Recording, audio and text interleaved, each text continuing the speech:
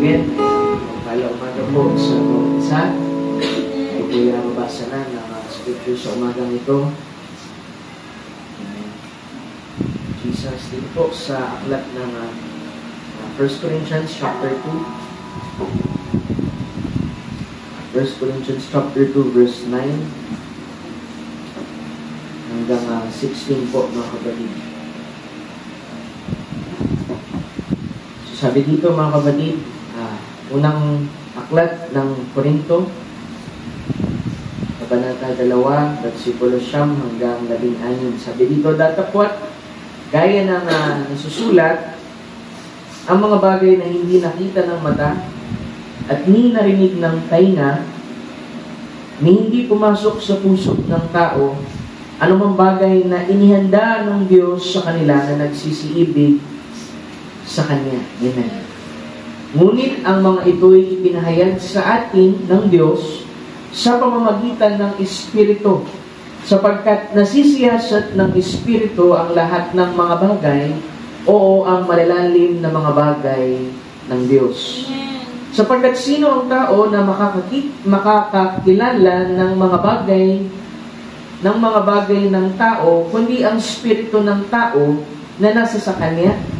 Gayun din naman, ang mga bagay ng Diyos ay hindi nakikilala ng sino man maliban ng Espiritu ng Diyos. Well, ngunit ating tinanggap, hindi ang Espiritu ng sanlibutan, kundi ang Espiritu mula sa Diyos upang ating mapagkilala ang mga bagay na nasa atin ay ibinigay na walang bayad ng Diyos. Na ang mga bagay na ito ay sa atin namang sinasalita, hindi sa mga salitang itinuro ng karunungan ng tao, kundi itinuro ng Espiritu na iniwawangis natin ang mga bagay na ayon sa Espiritu sa mga panalitang ayon sa Espiritu. Ngunit tayong ayon sa laman ay hindi tumatanggap ng mga bagay ng Espiritu ng Diyos, sapagkat ang mga ito'y kamangmangan sa Kanya at hindi nauunawa sapagkat ang mga yun ay sinisiyasat ayon sa Espiritu. Ngunit ang sa Espiritu ay nagsisiyasat sa lahat ng mga bagay at siyang hindi sinisiyasat ng sinuman. Sapagkat sino ang nakakakilala sa pag-iisip ng Panginoon upang siya'y turuan niya? Datapwat, nasa sa atin ang pag-iisip ni Kristo. Ang Diyos ang patuloy na magpala sa Kanyang mga salita. Tayo po'y manalangin. Amang banal na may-ari sa aming buhay, o Diyos na dakila sa lahat, ang Diyos ni Abraham, ang Diyos ni Isaac, ang Diyos ni Jacob, ang Diyos ni Joseph, aming Diyos. Muli kami, Lord, narito sa umagang ito, nagpapasalamat minsan pa sa biyaya mo, sa kalakasang ginagawad mo sa amin. Sa pribilehiyong ito muli, Lord, na kami ay makapagbuklod. Bagamat, Panginoon, ang aming mga natural na katawan, Panginoon, ay nauupos sa sari-saring mga bagay, Lord, mga alalahanin ng buhay at mga pagsubok. Ang panloob ng pagkatao, sabi ng Scripture, ay binabago mo sa araw-araw. Kaya maraming salamat, Panginoon, sa iyong biyaya, sa iyong habag, sa iyong pag-ibig, Lord, na hindi mo nagbabago. Na patuloy, Lord, na ibinubunsod, Panginoon, ang aming mga sarili. Patuloy na magpakubabalak, Panginoon, at aming makilala, O Diyos, ikaw ay nakila sa aming kalagitnaan. Ikaw ang may akda ng lahat ng bagay. Ikaw ang siyang tumawag, Panginoon, sa puso ng iyong mga anak, Panginoon. Nang sabi, Lord, ang mensahe mo, ang Diyos ang tumawag sa amin ay walang anumang bagay ng sanlibutan na makapag-aalis sa amin, Panginoon, sa pagkatawag ko na. Kaya, Lord, sa pagtawag mo na rito kami, patuloy na nagpapakumbaba, na aming puso'y patuloy na niyuyukod sa iyo, Lord. Sinasampa ka, pinupuri ka, tinataas ka, Lord, sa aming buhay. Hindi dahil sa kami karapat-dapat, Panginoon, kundi dahil ikaw ay dakila, ikaw ay tapat, ikaw ay mabuti, hindi ka nagbabago, Panginoon. Kaya tanggapin mo, Lord, ang aming panalangin. Ang aming lubos na pagsumamo, ikaw ang nakakaalam, Panginoon, sa laman ng aming mga puso. Kaya nung presensya mo, Lord, siya magbigay ng kaaliwan, Lord, sa aming kalagitnaan. Bagaman ito'y 4 na sulok lamang, Panginoon. Hindi, Lord, maaaring mahadlangan, Panginoon, ng iyong presensya kung ito'y bababa sa amin upang kami aluin at bigyan, Lord, ng bagong kalakasan at inspirasyon, Panginoon, sa aming buhay. We pray, Lord, as we keep, Lord, our hearts and our minds, Lord, be subject unto Thee. Keep us in perfect peace, O God, at mangusap ka, Panginoon, ng malinaw, Lord, sa aming mga puso. Pugutin mo bawat pangangailangan. Ikaw ay makita sa aming kalagitnaan. Maitaas sa iyong salita, Panginoon, sa amin. At kami lalabas, Lord, na pinagtibay ang aming pananampalataya. Naiwaksik, Lord, ang anumang hindi pagsampalataya sa aming puso. Nang sa ganun ay makita ka namin, Panginoon, na kumikilos, Lord, sa aming buhay. Na sa lahat ng bagay, Panginoon, Ikaw, Lord, ang siyang nasa likuran mo, Panginoon, ng mga bagay na ito. Tunay yung scripture, Lord, na nagsabi, ang lahat ng bagay ay pinaglalakit-lakit mo na gumagawa para sa ikabubuti ng mga nagsisilibig sa iyo. Kaya ilalagay namin, Lord, ang aming pananampalataya, Panginoon, sa mga scripture na ito, Lord. At lalabas kami, Lord, na may bagong kalakasan. Pagkat Ikaw ang Diyos na soberanya sa lahat ng bagay. Nag-iingat, Panginoon, sa aming alalahanin at tagapagbigay ng timpala, Panginoon, sa mga nagsisihanap sa iyo. Nawa, Lord, masupukan ng aming mga puso, ang aming mga pangailangan, ang iyong dakilang presensya, Panginoon, ang siyang bumalit sa amin sa umaga. Lord, huwag mo lang pasan ng sino man, kundi ang bawat pangangailangan ay mailapag, Panginoon, sa iyong paanan. Bilang Ikaw ang aming pinakadakilang sacerdote na nakadadama, Lord, ng aming mga karamdaman. Pagalingin mo bawat karamdaman, tingin mo bawat panalangin. Pagkaloob mo, Lord, ang bawat panalangin, Panginoon, ng iyong mga anak. Narito man sila o wala, Panginoon, ng ibang mga kapatiran, pagpalain mo po sila kung paano mo kami pinagpapala sa umaga ito. Tanggalin mo, Lord, ang anumang takip, Lord, sa aming mga isip, sa aming mga mata at sa aming tenga. At makita ka namin, Panginoon, kung paano hinimay mong yung mga salita, Lord, sa daan ng Emmaus, Panginoon, ay buksan mo, Lord, minsan pa ang aming mga puso't isip at mag-alab ang aming puso't sabihin, hindi ba't nag-alab ang aming mga puso habang kanyang hinimay ang mga salita sa atin. Tulungan mo kami, Lord. Ikaw lamang ang makagagawa nito sa aming buhay.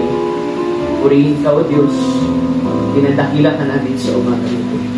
Ang buong gawain ay tinatagubili namin na may pasasalamat at papuri sa iyong dakilat ng namin sa pangalan. Aming Panginoong Jesus, aming tagapagligtas. Amen. Amen.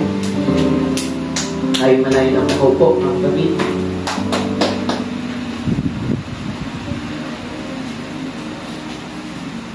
Amen. Salamat sa presensya ng ating Panginoon. Salamat sa kanyang kabutihan. Tunay na sinasabi ng scripture, siya'y kahapon pa rin, ngayon pagpakilanman, hindi nagbabago sa atin. Ang panahon ay nagbabago. Ang pag-iisip ng tao ay maaaring magbago. Ang damdamin at lahat. Ngunit hindi ang ating Panginoong Jesucristo. Amen.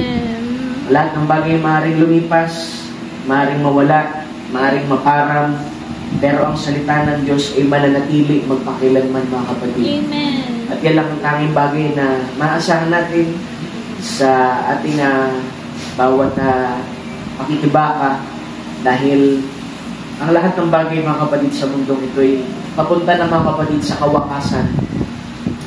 Pero ang ating Panginoon ay patuloy pa rin na gumagawa sa atin at patuloy siyang kumikilos. Maging bukas lamang yung ating puso, mga kapatid. Amen. Nang sa ganun ay makita natin ang ating Panginoon sa ating kalagitnaan. Amen. At sa umagang ito, nais kong mangusap, ako magtatagal pa. Ito ay patungkol, mga kapatid, sa ikatlong bahagi ng ating pangangaral ng nagdaang 2 linggo. To realize who you are. Part 3 po ito, mga kapatid. May subtitle na 2 classes of people. Nais kong balikan ito, mga kapatid. Alam ko sa unang part ay una na ako, mga kapatid, sa mga bagay na ito, pero nais kong bigyan ng mas diin pa, mga kapatid, sa tanghaling ito Nang sa ganun mga kapatid, mas maging matibay rin ang ating pananampalataya, pagkakakilanlan sa ating sarili, at pagkakakilanlan mga kapatid sa salita ng ating Panginoon at sa ating Panginoon mismo mga kapatid. So, last Sunday, napag-usapan natin mga kapatid yung pong katangian ng ating Panginoon bilang siya na Diyos na nag-iisang nag-exist before mga kapatid, bago pa siya natawag na God, because God is object of worship mga kapatid. At una niyang ginawa ang anghel at nasatisfy siya mga kapatid dun po sa kanyang expression mga kapatid na yun, na Diyos. Pero marami pa siyang katangian sa likod mga kapatid ng kanyang pagiging Diyos na nais niyang ma-express. Amen. At una doon, sabi ko nga, hindi lang nakasapat sa kanya na sasamba sa kanya, kundi nais niya na merong makipag-ugnayan sa kanya, fellowship mga kapatid, kung kaya't ginawa niya ang tao mga kapatid. At ang sabi doon ay nung in-express ng Diyos yung kanyang katangian, yung kanyang anak na nandoon sa kanyang katangian mga kapatid, doon po na-express ang tao. At doon nagkaroon mga kapatid ng pakipag-ugnayan sa ating Panginoon.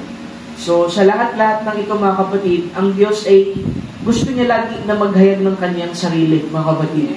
At sa maraming pagkakataon ay mula sa Old Testament hanggang New Testament mga kapatid ay hindi siya tumigil ng paghahayag ng kanyang sarili mga kapatid. At ito'y maraming pamamaraan mga kapatid ng kanyang paghahayag. Una ay sa pamamagitan ng una doon ay sa pamamagitan ng kanyang salita, ng kanyang propeta, ng kanyang sarili mismo sa laman sa ating Panginoon Kristo. At patuloy pa rin siyang naghahayag mga kapatid ng kanyang sarili sa anyo mismo mga kapatid ng nobya mga kapatid. So marahil lagi yung naririnig mga kapatid, Christ in bride form. Amen. Dahil ang Diyos lagi siyang gumagamit ng vessel or isang bagay mga kapatid para i-express yung kanyang sarili. Diba? Sabi doon, ano ang layunin ng Diyos ng pag-express ng kanyang sarili mga kapatid? Doon po sa kanyang anak, sa kanyang nobya, sa ating Panginoong Kristo, ay walang iba rin kundi express yung kanyang katangian. Amen.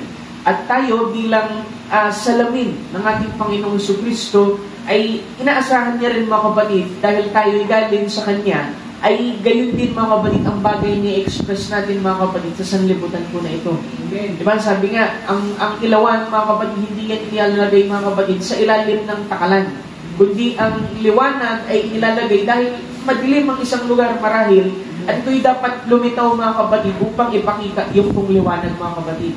At tayo walang anumang bagay na nire-reflect sa ating sarili na gawa natin, kundi meron lamang tayong natanggap sa ating Panginoon. Kung kahit meron tayong bagay na nire-reflect mga kapatid sa sanlibutan po na ito. At gusto kong bigyan ng pansin mga kapatid yung pong ating experience bilang isang mananampalataya, bilang isang message believer, na marahil dumarating mga kapatid ng isang mananampalataya na pwedeng maging common sa kanya ang mga bagay. Amen? So, sobrang tagal ng paglilingkod sa ating Panginoon at lahat minsan, yung mga bagay na dating nagiging kagalangan ng ating puso at nagbibigay sa atin ng ibang sigla mga kapatid, pag tumatagal na tayo ay nagiging common na lang sa atin. Diba? E pagka pinreach mo ay rapture mga kapatid sa message believer, minsan halo yung expression.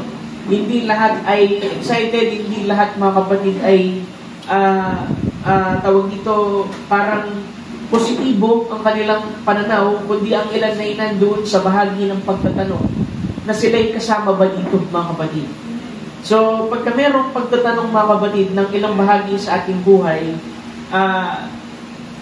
pwede natin sabihin mga kapatid, maaaring hindi natin tunay na napagkikilala ng ating sarili sa Panginoon o sa salita ng ating Panginoon.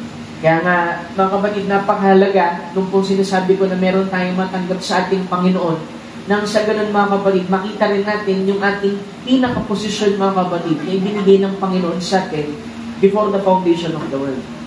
So, basahin ko yung Galatians mga kapatid, chapter 4, babalikan ko yung principal verse natin or main verse natin mga kapatid. Ang sabi, and because ye are sons, God hath sent forth the Spirit of His sons into your hearts, crying, Abba, Father. Yung Galatians chapter 4, verse 6 mga kapatid, na dalawang Sunday nating binasa. At gusto ko mga kapatid na i-connecta dito mga kapatid sa 1 Corinthians chapter 2, verse 9 hanggang 16. Na ang sinasabi dito mga kapatid sa aklat po ng Korinto, diba, kung matatandaan ninyo, ang aklat ng Korinto mga kapatid, ito po ang church ng Corinth na napaka-spiritual. Sila'y napaka-gifted mga kapatid, pero ang Book of Corinthians ay Book of Corrections. Diba may message mga kapatid patungkol dyan. At si Pablo mga kapatid ay naririto upang muli na gisingin ang iglesia ng Corinto mga kapatid, upang kanilang makita ang kanilang sarili sa salamin ng salita, upang sabihin natin makapag-inventaryo sila mga kapatid. Gaya ng sinasabi dito mga kapatid, dito sa verse 9, datapot gaya ng susulat ang mga bagay na hindi nakita ng mata, ni narinig ng tenga, ni hindi pumasok sa puso ng tao, anumang mga bagay na inihanda ng Diyos sa kanila na nagsisiibig sa Kanya. Sa Book of Isaiah yan mga kapatid. At kinuha ito ni Pablo upang ipakita sa atin mga kapatid, merong mga bagay na hiwaga mga kapatid, pero ito'y binuksan ng Panginoon dun sa mga tao mga kapatid na nais niyang pagpahayagan nung hiwaga na yun. At walang ibang makakaunawa ng mga hiwaga na ito mga kapatid, maliban ang Espiritu mismo ng ating Panginoon. Bakit po, Pastor? Kasi unang-una, ang sumulat nito, ang nagpahayag nito, ang bumigkas nito, ay Espiritu mismo ng ating Panginoon. Kaya kinakailangan ang Espiritu ng Panginoon mismo rin ang ating taglayin upang maunawaan natin ang mga bagay, mga kapatid, na makalangit sa ating Panginoon. Kaya hindi mo pwedeng i-expect sa isang tao, mga kapatid, na sabihin natin, una mo pa lang siyang nakilala at marahil nagsishare ka sa kanya ng salita ng ating Panginoon, huwag mong i-expect na lahat ay mauunawaan niya agad. Diba? Kahit nga sa aklat mga kapatid, pagka binasa pa natin yung ilang scripture, may pagkakataon na nagsumikap ang ilan, mga kapatid, na basahin ang Biblia. Diba yung natatandaan nyo yung eunuch, mga kapatid, na nagbabasa ng aklat ng Esaias? At samantalang si Philip, mga kapatid, ay gumagawa ng gawain sa ating Panginoon, ay kinuha at dinala mga kapatid mo doon sa eunuch. At ang sabi nung apostol mga kapatid ay nauunawaan mo ba ang pinabasa mo? Sabi nung eunuch ay hindi ko maunawaan, malibang merong magturo sa akin. Kaya nandoon mga kapatid si Philip mga kapatid na merong espiritu ng ating Panginoon upang i-assist mga kapatid itong eunuch at maunawaan mga kapatid ang scripture. At ngayon din mga kapatid sa atin bilang pananampalataya sa ating Panginoon, kahit sabihin mo pang nasa message movement tayo mga kapatid, ay meron tayo mga bagay na hindi pa natin lubos na nauunawaan. Kung kaya't sa pangangaral ng salita ng ating Panginoon ay unti-unti mga kapatid ay tinatanggal yung ating mga amnesia, spiritual na amnesia mga kapatid, kasi hindi ito ang original nating posisyon mga kapatid. Tayo na-express lamang for time being dahil merong plano ang ating Panginoon ng pagpapalitaw sa atin mga kapatid. Pero sa pamamagitan ng kanyang salita, mga kapatid, ay pinapakilala nito kung sino tayo, kung ano tayo, kung saan tayo paroroon, at kung saan tayo babalik, mga kapatid. Balikan ko yung scripture, sabi dito, sa pamamagitan, ngunit, hiwaga yun mga kapatid, yung 9, ngunit ang mga ito'y pinahayag sa atin ng Diyos sa pamamagitan na, saan daw? Espiritu Santo, mga kapatid. Sapagkat nasisiyasat ng Espiritu ang lahat ng mga bagay, oo, ang mga malalalim na bagay. Pag binasa mo yung 10 sa English, ang sabi, but God hath revealed them unto us by His Spirit, for the Spirit searches all things, yea, the deep things of God. For what man knoweth the things of man, save the spirit of man, which is in him? Even so, the things of God knoweth no man but the Spirit of God. Kaya nga mahalaga mga kapatid na ang isang mananampalataya sa ating Panginoon ay umabot mga kapatid saan? Sa baptism of the Holy Ghost. Diba? Pastor, sa pinaka-clear na explanation, ano ba talaga ang baptism of the Holy Ghost? Diba? Nandito yung susi eh. Ang baptism of the Holy Ghost, mga kapatid, hindi yan yung parang biglang ka naging gifted na tao, nakapag-speak in tongues ka, nakapag-prophesy ka at lahat. But the baptism of the Holy Ghost is a revelation of Jesus Christ personally to you. Pangalawa mga kapatid, ito'y magbubunsod sa iyo mga kapatid upang hindi mo maunawaan ng malinaw ang Scripture. Di ba? Sabi, baptism of Holy Ghost is to have a clear understanding of the Word. Dahil lahat mga kapatid, pag binasa mo ang Biblia, iba-iba mga kapatid na form. Merong symbol, merong figurative, merong parable mga kapatid. At ang Espiritu lang ng ating Panginoong Kristo ang tanging makapagpapaliwanag ng mga bagay na ito sa atin pagkat paano mo i-expect na ang tao maunawaan ang Diyos kung sila hindi naman pareho ng Espiritu? Kung kaya mga kapatid, meron tayong dapat matanggap sa ating Panginoon. Kaya kung babasahin niyo yung binasa kong Galatians mga kapatid, dahil kayo'y mga anak, sabi dun sa 6, dahil kayo'y mga anak, sapagkat kayo'y mga anak, ay sinugo ng Diyos ang Espiritu, Spirit pa rin, ng kanyang anak sa ating mga puso na sumisigaw, Abba, Father. At ano ang hindi, sabi ko, ano pat, hindi ka na alipit, kundi anak, at kung anak, ay tagapagmana nga sa pamamagitan ng Diyos. Mga kapatid, so yung Espiritu na ipinagkaloob ng Panginoon sa atin, ibinigay din yan para tayo rin ay makaunawa, mga kapatid, sa mga bagay sa Panginoon. 12, sabi dito, ngunit ating tinanggap hindi ang espiritu ng sanlibutan, kundi ang espiritong mula sa Diyos upang ating mapagkilala ang mga bagay na nasa atin ay ibinigay na walang bayad ng Diyos. 13, na ang mga bagay na ito'y ay atin namang sinasalita, hindi sa mga salitang itinuturo ng karunungan ng tao, kundi sa itinuturo ng Espiritu na iniwawangis natin ang mga bagay na ayon sa Espiritu sa pananalitang ayon sa Espiritu. So, sabi dito sa 13, which things also we speak, not in words of man's wisdom teach it, but which is the Holy Ghost teach it. Ang nagtuturo, yung Espiritu Santo. Diba? Kaya nga meron tinatawag mga kapatid na inside teacher mga kapatid, dahil ang sabi dito, because they are spiritually discerned. Dahil itong Espiritu Santo na binigay ng Panginoon sa atin, ito ang magtuturo sa atin mga kapatid upang kumilala ng mga bagay kung ito ba sa Panginoon o hindi, o ito ba sa Scripture o hindi mga kapatid. At ang taong merong discernment mga kapatid ay napakalaking advantage yan mga kapatid sa isang mananampalataya para ano mga kapatid, hindi rin tayo madaya.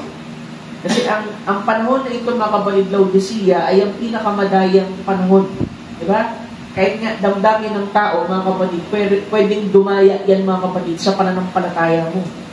Na pwede mong ibase mga kapatid, kung ikaw ay hindi spiritually filled or spiritually minded mga kapatid, pwede kang umasa mga kapatid kung saan nararamdaman mo lang.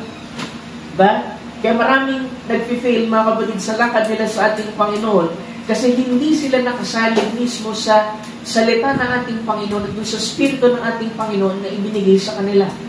Pastor, paano ba talaga magkakaroon ng Espiritu Santo ang isang tao? Alam mo, para magkaroon ka ng Espiritu Santo at matamo mo ito, ito'y walang paraan na maibibigay sa iyo sa pamamagitan lang din ng salita ng ating Panginoon. Diba, sabi doon, nung ningit ni Peter, mga kapatid sila, doon sa Book of Acts, yung mga tao, mga kapatid, while Peter yet spake these things, the Holy Ghost fell on them. Kasi mga kapatid, hindi pwedeng itanggi ng salita ng ating Panginoon, mga kapatid. Hindi pwedeng itanggi ng Espiritu na meron tayo, kung sinasabi natin meron tayong Espiritu Santo, ang salita ng ating Panginoon. Dahil unang-una, sabi ko nga sa inyo, yung pong salita, lahat yan mga kapatid, ay mula sa katangian ng ating Panginoon. At kung tayo ay bahagi ng katangian, mga kapatid, tayo mismo ay bahagi ng salita, wala tayong pwedeng itapon, wala tayong pwedeng itanggi. Kaya anong mangyari, Pastor? Nandoon mga kapatid, papasok din yung tinatawag mga kapatid na obedience. Diba? Kasi kahit yung tao, mga kapatid, na sabi mo, sundin mo to, kung walang espiritu ng pagsunod dyan, mga kapatid, hindi niya magagawa yung mga bagay sa ating Panginoon. Diba? Kasi tanging espiritu lang mga kapatid ng Panginoon nang makasusunod dun sa kanyang salita. Kaya nga, minsan yung iba na-frustrate mga kapatid sa pagsunod ng salita ng ating Panginoon, ginagawa nila ito nang ayon sa kanilang kalakasan, sa kanilang kakayahan. Pagka ginamit mo ang sarili mong kakayahan mga kapatid, hindi ka mapapagod ka mga kapatid. Diba? Pero kung Espiritu na Santo ng ating Panginoon mismo ang nasa sa iyo, mga kapatid, kusa mong magagawa, maging yung mga bagay na hindi mo inaakala na magagawa mo. Balay kung sinasabi dito, dati naman, hindi ka naman tumataas ng kamay, hindi ka naman pumapalakpak, hindi ka naman nag-aangin. Pero bakit? Merong kang mga expression na hindi mo naman expression dati. Kasi merong nananahan sa iyo, mga kapatid, na isang bagay na hindi mo maaring maitanggi, na ibang espiritu yun, at yun ang espiritu ng ating Panginoon. Dahil ang sabi, yung espiritu daw ng tao, ito'y lagi nagmamalasakit dun sa mga bagay na patungkol po sa tao. Pero yung espiritu ng Diyos, mga kapatid, ito'y laging magmamalasakit sa mga bagay ng Panginoon. Baybayin pa natin yung scripture bago ko tumbukin yung gusto kong sabihin. Sabi niya dito, but the natural man receiveth not the things of the Spirit of God, for they are foolishness unto him. Neither he can know them because they are spiritually discerned. But he that is spiritual, siya daw na spiritual, mga kapatid, judgeth all things, yet he himself is judge of no man. For who hath known the mind of the Lord, that they may instruct him? But we have the mind of Christ. Diba? Alam mo, hindi mo mauunawaan ang isip ng Diyos, ang kanyang pamamaraan, malibang ikaw mismo, taglay mo, yung pag-iisip, mga kapatid, ni Kristo. Kaya nang sabi dito, mga kapatid, kung meron kang pag-iisip na gaya ni Kristo, ano bang nilalaman ng pag-iisip ni Kristo, Pastor? Unang-una, wala siyang ibang ginagawa kundi gawin ang kalooban ng Ama. At wala siyang ibang ginagawa maliban kung ano ang inihayag ng Ama sa Kanya. Mga kapatid, di ba maraming pagkakataon, sinasabi ng Scripture, ang anak ng tao ay walang magagawa sa kanyang sarili, malibang ipakita muna ng Ama. At tayo rin mismo, bilang isang bahagi, mga kapatid, ng salita, ay wala tayong anumang gagawin, malibang ipahayag muna sa atin ng Ama. Di ba, hindi natin magagawang tanggapin, hindi natin magagawang ganapin ng Scripture, malibang ito'y ihayag muna sa atin ng Ama. Diba? Paano ba yung Ama, Pastor? Ang tinutukoy lamang dyan, meron tayo natanggap mula sa Ama, yung Espiritu mismo, mga kapatid, na siyang nagbibigay sa atin ng karunungan, na hindi karunungan na gaya ng nasa sanlibutan, kundi karunungan na nanggagaling sa salita ng ating Panginoon. Pastor, bakit may wisdom? Alam mo kaya may wisdom, mga kapatid? Para maging wise tayo, mga kapatid, sa paglakad natin sa mundong ito. Kasi, mga kapatid, ang karunungan, mga kapatid, dalawa yan. Merong godly wisdom, merong earthly, o yung worldly, mga kapatid, na wisdom. Yung worldly wisdom, mga kapatid, lahat yan gagawin, kahit sagasaan yung mga polisiya, mga batas, mga kapatid, para lang makuha ang isang bagay. Pero pagkakarunungan ng Diyos, mga kapatid, ito po'y laging ayon sa katuwiran ng Panginoon. Diba? Hindi tayo tinuruan, mga kapatid, sa mensahe at sa salita ng ating Panginoon na hindi matuwid. Diba? Ang ating pag-iisip, mga kapatid, ay gaya kay Kristo, mga kapatid, na matuwid. Diba? Sabi nga dun kahit nga dun sa paniningil, mga kapatid, diba? Ng buwis, ay ang Panginoon ay matuwid pa din.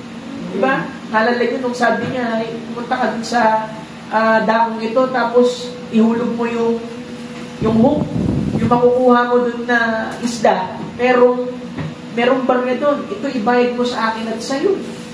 Diba? Kasi ang panahon nila, mga kapatid ko, ay merong gobyerno ng Romano na nagtatax. Diba?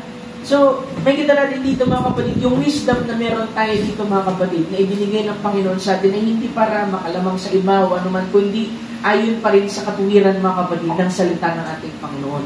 Kasi unang-una, ito pong pag-aaral natin ay patungkol, mga kapatid, kung sino tayo, kung ano tayo sa ating Panginoon.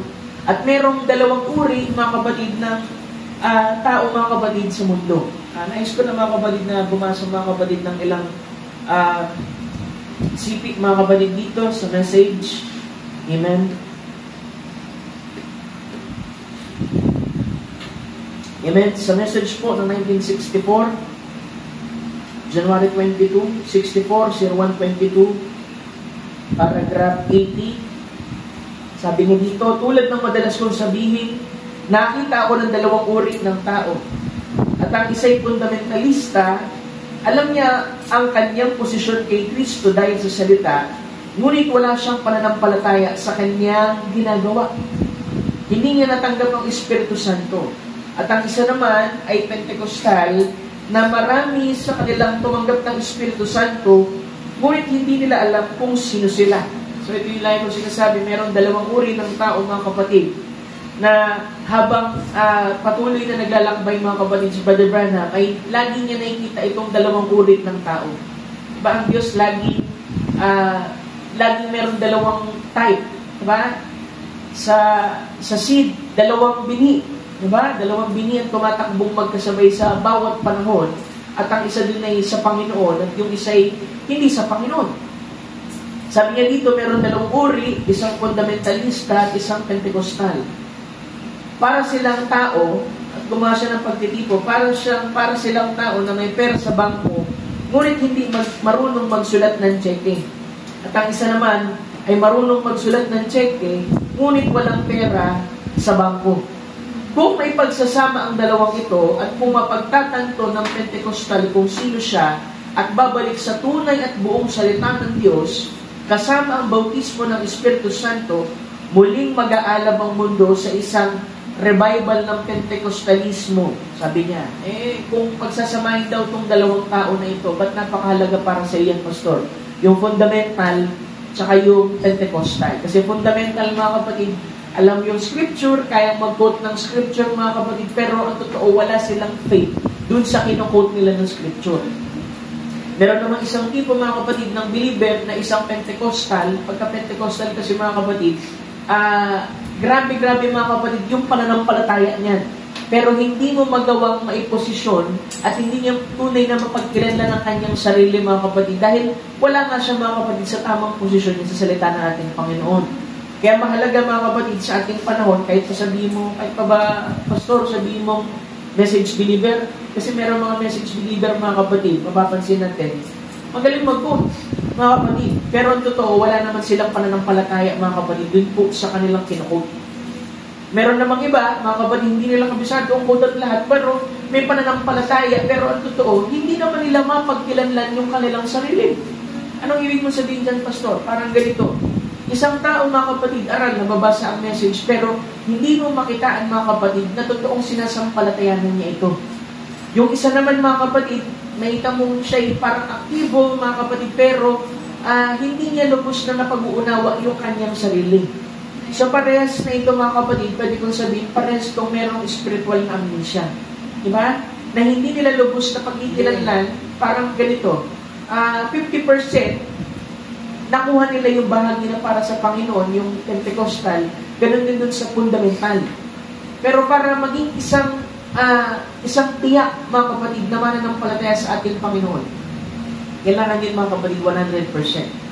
Na hindi lamang alam natin yung scripture, hindi lang alam natin yung quote, kundi alam natin, mga kapatid, at meron tayong pananampalataya sa ating pong tinanggap na mensahe.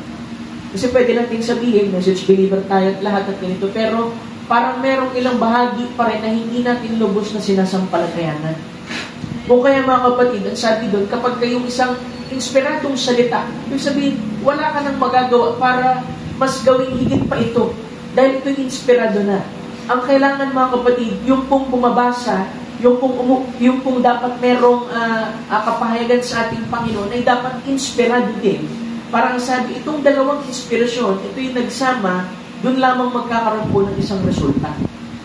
Diba? Isang Pentecostal, mga kapatid, na mananampalataya, puro faith, pero ang totoo, mga kapatid, hindi nila lubos na napag-uunawa yung kanilang sarili. Kaya nga napakahalaga, mga kapatid, na ang bawat mananampalataya sa ating Panginoon ay taglayin niya ang kaisipan na meron kay Kristo nung siya'y nahayag sa laman. Kasi tanging pag-iisip, mga kapatid, pwede ba yung Pastor, yung pag-iisip ng Panginoon Kristo ay mapunta sa atin, samantalang hindi naman natin siya nakikita ngayon, nahangawakan at lahat. Diba? Naisip niyo ba yun? Paano mangyayari ang Espiritu, yung pag-iisip, ay mapapasayo? Maliban na lamang, mga kapatid, parang ganito. Kung ako si Beethoven, mga kapatid, isang sikat na pianista, hindi ko magagawang tumugtog na gaya niya, malibang ang Espiritu ni Beethoven ay nasa sa akin. Yung sumulat, mga kapatid, ng Romeo and Juliet, di ba? hindi ko magagawang kayang sumulat ng isang nobela o isang tula, mga kapatid, maliban yung kanyang mismong espiritu ay mapasa akin. Dahil sa espiritu iyon, mga kapatid, nilalaman nito yung kaisipan. Di ba yung spirit ay merong 5 inlets? At yung 5 inlets na yung, mga kapatid, kasama doon yung memory. Di ba? Di ba? Memory, reasoning, affection, conscience, 5 yan, mga kapatid. At ang ibig sabihin lamang nito, mga kapatid, kailangan talaga ang bawat mananampalataya sa ating Panginoon ay mapuspos ng Espiritu Santo. Pero kaya nang tinuturo ko dahil dito, hindi lamang basta Pentecostal ka. Ano yung Pentecostal, ibig mo sabihin? Yung parang ganito, spiritual lang. Kailangan, mga kapatid, merong word. Diba naalala ninyo? Merong word at merong spirit. Kasi kung puro word lang, fundamental yun, mga kapatid, tuyo. Pero kung merong espiritu, mga kapatid, doon lamang nagkakaroon ng buhay. Pagkat ang salita ng ating Panginoon, para ito'y maging buhay, mga kapatid, kailangan po itong pahiran. Kaya napakahalaga ng isang salita ng ating Panginoon, pagka ito'y binasa natin, lalo na pagka ito'y pangako ng ating Panginoon, kailangan inspirado yung bumabasa. Paano maging inspirado, Pastor? Sa pamamagitan lang ng Espiritu Santo. Diba? At kung tunay tayo, mga kapatid, na naniniwala sa ating Panginoon, sabi niya, meron 2 uri ng tao na binanggit sa Bagong Tipan. Diba? Kung merong 2 uri, mga kapatid, ng mananampalataya, mga kapatid, sa New Testament naman, mga kapatid, dito sa message ng The God of this Evil Age, meron din siyang sinabing 2 uri ng tao. Sabi niya, paragraph 135, mayroon lamang 2 uri ng tao na binanggit sa Bagong Tipan. At ang mga anak ng Diyos at ang mga anak ng Diablo. Alam mo ba iyon? Nais mo bang maglagay ng kasulatan para dito? May kita daw yan, mga kapatid, 1 John chapter 3, verse 10. Na ang sabi dyan, mga kapatid, dito nahahayag ang mga anak ng Diyos at ang anak ng Diablo. At ang sino mang hindi gumagawa ng katuwiran ay hindi sa Diyos, ni hindi umiibig sa kanyang kapatid. Sapagkat ito ang pasabing inyong narinig, buhat ng pasimula, na mga kaibigan tayo sa isa't isa. Hindi gaya ni Cain na siya'y masama na pinatay ang kanyang kapatid. At bakit niya pinatay? Sapagkat ang kanyang mga gawa ay masama at ang gawa ng kanyang kapatid ay matuwid. So, binabalik lagi, mga kapatid, lahat ng pangangaral, mga kapatid, sa New Testament, pabalik, mga kapatid, dun po sa Genesis. Kasi ang Genesis is a seed chapter, mga kapatid, upang ipaliwanag sa atin, mga kapatid, yung ating pong pagkakakilanlan sa ating Panginoon. So kung merong 2 uri ng believer, mga kapatid, na pwede natin sabihin 50-50, mga kapatid, sa Biblia, meron din tinatawag na anak ng Diyos, tsaka yung anak ng Diablo. Diba? Alam naman natin yan, mga kapatid. Kailangan natin tanggapin na talagang merong anak ng Panginoon at merong hindi talaga anak ng Panginoon. Pero yung mga anak ng Panginoon, mga kapatid, na tinawag niya, mga kapatid, ayon sa kanyang programa at kanya, mga kapatid, na pagkapili sa atin, mga kapatid, sila po ang mapalad, mga kapatid. Dahil unang-una, lahat yan, mga kapatid, ay ipinahintulot ng Panginoon. Diba nga, nung ang Panginoong Jesucristo ay nagbibigay ng pagtitipo na merong naghahasik ng binhi. Diba? Yung binhi, mga kapatid, yun po yung binhi ng Diyos. Amen. Tapos nung kasunod, mga kapatid, merong pumasok, sabi doon yung kaaway, naghasik din ng kanyang binhi. Sabi doon yung binhi ng pagkawasak o binhi, mga kapatid, na hindi sa Panginoon. At nung kapwa ito tumubo, mga kapatid, daw sabi doon ay, Lord, merong panirang damo. Bubunutin na ba namin? Sabi niya, hindi, huwag niyong bunutin kasi baka mamaya mabunot niyo pati yung mga binhi na itinanim ko, ibig sabihin yung kanyang mga anak. Kaya, masasabi natin, mga kapatid, sa mundong ito, talagang merong wickedness, merong mga bagay na kung sa kaisipan natin, Pastor, ba parang minsan, parang unfair yung buhay dito sa lupa. Diba? Unfair, mga kapatid, sa paraan na pagka hindi nagiging pabor sa atin yung mga bagay. Pero hindi tayo, mga kapatid, nilagay ng Diyos dito, mga kapatid, para mas bigyan ng tuon o pansin, mga kapatid, yung mga bagay na hindi tama, kundi mas makita natin, mga kapatid, yung ginagawa ng Panginoon sa atin. Diba, minsan inisip natin, buti pa yung iba, buti pa yung ganito. Diba, nagko-compare ka eh. Kaya hindi mo rin mga kapatid, makikita ang Panginoon na gumagawa sa buhay natin. Kasi nakatingin ka dun sa mga bagay na negatibo. Kailangan nakatingin tayo mga kapatid dun po sa mga bagay na positibo mga kapatid. Itong two classes of people na laging binabanggit ng prophet, yung Pentecostal, Fundamental, Sons of the Devil, tsaka Children of God, mga kapatid, meron din siyang binanggit na may dalawang uri lamang din daw ng tao na magkakaroon sa ibabaw ng lupa, yung may tatak ng Diyos at yung may tanda ng hayop, yung mark of the beast. So, laging baitus, mga kapatid. Hindi rin pwede na gitna ka. Hindi, mga kapatid. Dapat kaliwa ka o kaliwa ka, kanan ka o kanan ka, mga kapatid. Even the scripture says, let your yes be yes, and your no be no. Anything excess of it is of the devil, mga kapatid. Sabi niya dito, dalawang uri lamang, kaya kailangan ninyong taglayin ang isa o ang isa pa, ito'y magiging lubusang pagtalikod, isang tanda ng relihiyon na ganap na tumalikod na relihiyon, mga kapatid.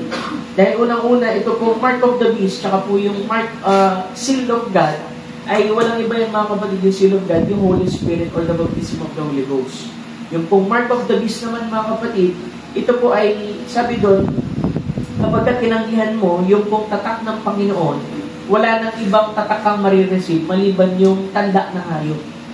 Diba? Lahat ng hindi matatatakan ng selyo ng Diyos, mga kapatid, ay maglalagay, mga kapatid, dun sa mga tao na matatatakan, mga kapatid, na tatak ng hayop. Kasi unang-una, yung image of the beast, mga kapatid, yan po, mga kapatid, yung denominations, mga kapatid. At yan ay babalik, mga kapatid, dun sa kanilang mother of harlot, mga kapatid, at may tatanyag, mga kapatid, yung pong tawag dito, yung pong beast, mga kapatid. Beast means power. Beast, yung pong gagamitin, mga kapatid, ng kaaway, mga kapatid, upang makipagbaka, mga kapatid, sa ating Panginoon. Ngayon sabi niya dito, ang fundamentalista ay alam kung sino sila sa posisyon kay Kristo, ngunit wala silang gaanong pananampalataya upang gamitin ito. Ang mga full gospel, mga kasama yung mga kapatid ni Brother Branham, na lagi naging sponsor, mga kapatid, din po sa kanyang mga meetings. Sabi niya ay merong maraming pananampalataya, ngunit hindi nila alam kung sino sila. Tulad daw yan ng isang lalaki, binanggit niya na merong maraming pera sa bangko, ngunit hindi niya alam kung paano magsulat ng cheque. At ang isang lalaki naman ay walang pera sa bangko at alam niyang magsulat ng cheque. Kung kaya ko lamang silang pagsamahin. Diba? Ang hirap nun, mga kapatid, na alam mong sumulat ng cheque, pero wala kang mabibidro kasi wala ka naman doon nakadeposit eh. Diba? Kaya minsan may mga pakikibaka tayo at parang hirap tayo, mga kapatid, kasi mamaya wala pala tayong dineposit. Ang ibig kong sabihin doon, mga kapatid, kung walang na-deposit na salita ng ating Panginoon dyan, mga kapatid, wala kang paghuhugutan, mga kapatid. Kung mababasa niyo yung message ng prophet, meron siyang sinasabi na faith bank. Alam mo yung faith bank, mga kapatid, pag sinabi mong faith bank, ito'y pinaglalagakan, mga kapatid, ng pananampalataya mo. Diba? Faith bank, kailangan siyempre meron kang i-deposit dyan. Sabi, faith is the substance of things hoped for, the evidence of things not seen. At paano tayo, mga kapatid, lubos na magkakaroon ng pananampalataya kung wala ang salita ng ating Panginoon? Gaya daw yan, mga kapatid, ng isang tao na alam niyang sumulat ng check, ibig sabihin, alam niya merong mga pangako ang Panginoon, alam niya ganito yung mga promise ng Panginoon, pero wala silang kakayahang mag-withdraw. Kasi nga, mga kapatid, hindi nakapag-deposit, mga kapatid, dun po sa feedback na yun. Diba? Na pwede natin sabihin, Pastor, may mga pinag-pray ako, pero parang hindi pa rin tinutugon ng Panginoon.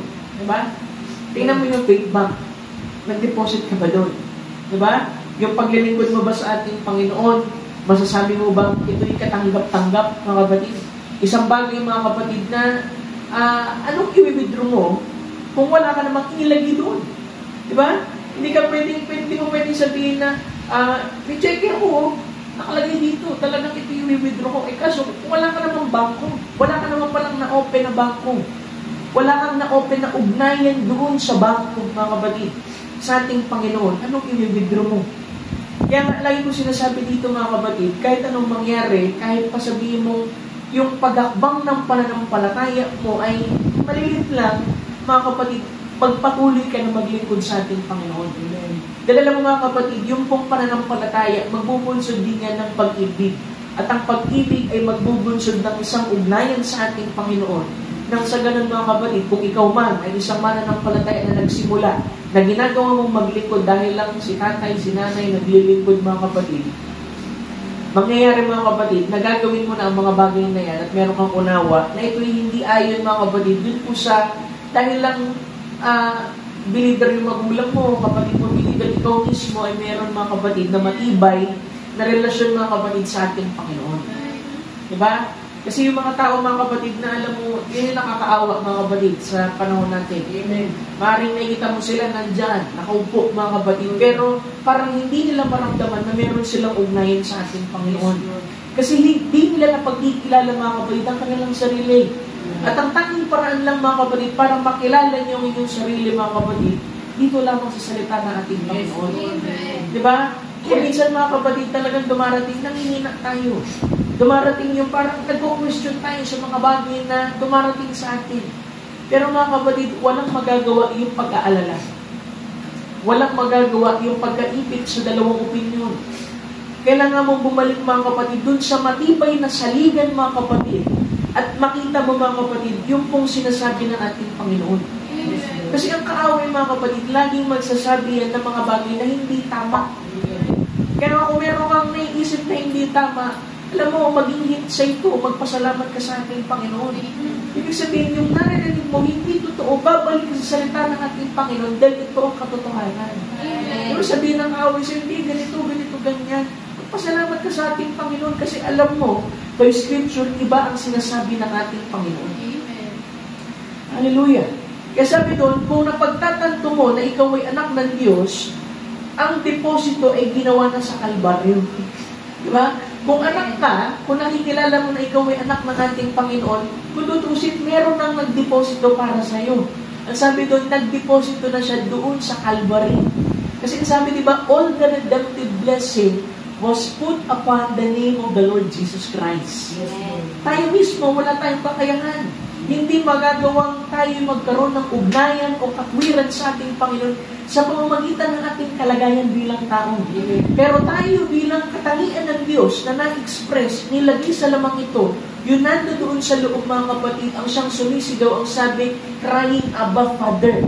At meron tayong ama mga kapatid na malalapitan natin at mahihingan natin mga kapatid ng ating mga pangangailangan. Pagkat ginawa niya ng lahat ng bagay mga kapatid doon po sa Calvary. Kaya sabi niya, at meron kang checkbook sa iyong kamay, at sabi ay isulat mo ang gusto mo ron. Ipinangako na ng Diyos na siya ang bahala rito. Nasa bangko na ito na i-deposito na sa Kalbaryo. Kaya nga napakalaga mga kapatid, maging malinaw sa atin, ba't ba napatay ang Panginoon? Bakit kailangan pag nag-pray sa ating Panginoon sa Kristo? Kasi diba sabi doon, nung namatay siya mga kapatid, na siya'y narito mga kapatid, ang ginampanan niya is prophetic ministry, Son of Man ministry, kasi ang salita ay laging dumarating sa propeta. At nagampanan niya ito mga kapatid. Dumating ang salita na fulfill, siya mismo ay naging laman, naging kordero sa Calvary mga kapatid, pero hindi natapos doon. Dahil sabi doon mga kapatid, after na mailagay ang ating Panginoon sa Kalbaryo, ay siya naman mga kapatid ay nagpalit ulit ng kanya pong buwan. Anong ibig po sabihin, Pastor? After niya maging propeta, ay siya mga kapatid ay nag-ministry mga kapatid as Son of God. Bakit Son of God, Pastor? Kasi gagampanan niya mga kapatid yung pagiging high priest. Diba? Yung high priest mga kapatid, sa Old Testament, malinaw sa kanila yung mga bagay na hindi tama sa Panginoon. Diba? So, pagka pangaral sa kanila mga kapatid, pagkalibay ka mga kapatid, priest ka, at hilera ka mga kapatid sa pagiging high priest, depende sa kalooban ng Panginoon. Ang alam mo lang na bagay dahil high priest ka or priest ka, yung mga tamang bagay. Kaya nga pagka may lumapit doon mga kapatid at sabihin, ganito yung kasalanan niya, ganito yung pagkakamali niya, walang damdamin yung high priest doon. Ang ginagawa lang ng high priest, bibigyan siya na, sige, gawin mo tong mga rituals na to, yung paglilinis at lahat, para talaga malinis ka, maging karapat-dapat ka sa ating Panginoon. Amen. At meron silang dalang hain, ito'y magiging substitute mga kapatid, yung pong hain na yun, para sila'y patawarin, para sila'y linisan. Pero sa ating panahon ay merong namatay dun sa Cross of Calvary, mga kapatid. At siya'y nagbihis, mga kapatid, ng damit bilang isang saserdote para pag lumapit tayo dun sa saserdote, mga kapatid, hindi niya tayo tatanggihan. Bakit hindi niya tayo tatanggihan, Pastor? Kasi minsan siya, mga kapatid, na nahayag sa laman. Ang sabi doon ay siya'y dakilang saserdote na nakadadama ng ating mga karamdaman, ng ating mga kasakitan. Kaya kung tayo'y lalapit sa Kanya, mga kapatid, hihingi ng anumang bagay sa Kanya, siya, mga kapatid, ang bahala sa bagay na ating i-confess. Kasi di ba, sabi doon, He is the high priest of our confession, of our profession. Sa ibang translation, mga kapatid, na anuman yung ating sinabi sa Kanya, hihingi natin, mga kapatid, petitions. Siya, mga kapatid, ang pagiging punong saserdote, mga kapatid, na mamamagitan sa Diyos upang lahat ng ating mga pangangailangan ay matugunan. Sabi niya dito, nasa bangko na ito, na i-deposito na sa Kalbaryo, ang iyong kaligtasan, ang bautismo ng Espiritu Santo, ang iyong alalahanin at ang mga bagay na nawala, ang bawat isa sa inyo ay maaring maging ganap na gumaling dahil ang inyong pagtubos ay natubos na sa harap ng Diyos at siya ay nakaupo sa kanan ng Diyos upang makipag-usap para sa inyo sa inyong pagtatapat. Diba? So sa lahat ng ating mga pangangailangan, mga kapatid, sabi doon ay, He is sitting at the right hand of God to make intercessions upon your confessions. Diba? Yung confessions dyan, hindi lamang yan patungkol, mga kapatid, sa nag-confess ka na nagkamali ka, kundi lumalapit ka, mga kapatid, na ito yung pangangailangan mo. Diba? Sabi ng Scripture, come to the throne of God boldly. Ibig sabihin, maging malinaw sa atin, mga kapatid, kaya tayo lumalapit sa ating Panginoon, hindi sa ating sariling kakayahan, kundi lubos natin na pagkikilala ang ating posisyon sa ating Panginoong Kristo. Na siya mismo, mga kapatid, ang magsisilbing saserdote, magiging hain, mga kapatid, para sa atin upang lahat ng ating mga pangangailangan ay matugunan ng ating Panginoon.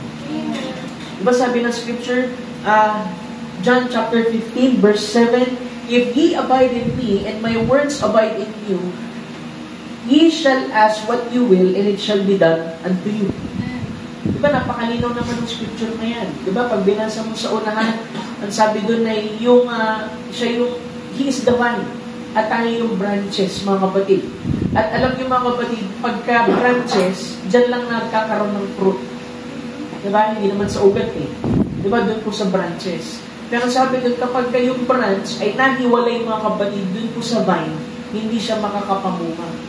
Kaya kailangan, mga kapatid, at sabi ng Scripture, tayo magsipanatili, tayo mismo ang manatili sa Kanya, at ang mga salita ko ay magsipanatili sa inyo. Yung manatili tayo sa Kanya, ang tinutukoy niya dyan, mga kapatid, manatili sa kalooban ng Panginoon.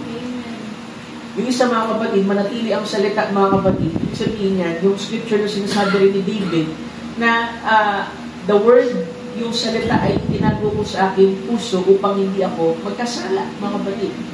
Diba? Pagka ikaw ay isang anak, mga kapatid, diba? Pagkabata ka, ang nais mong gawin, lagi, mga kapatid, parang magpapansin sa magulang mo. Pansin niyo ba yan?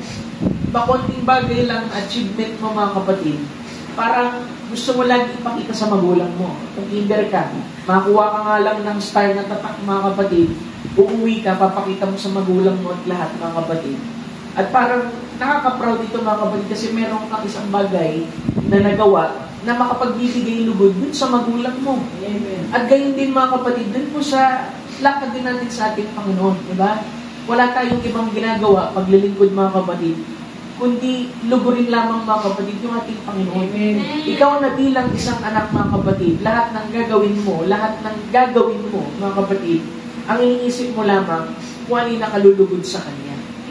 Diba, dyan mo makikita, mga kapatid, kung meron talagang Espiritu ng Panginoon o isip ni Kristo, mga kapatid, sa ating pagkatao, mga kapatid, bilang isang mananampalataya.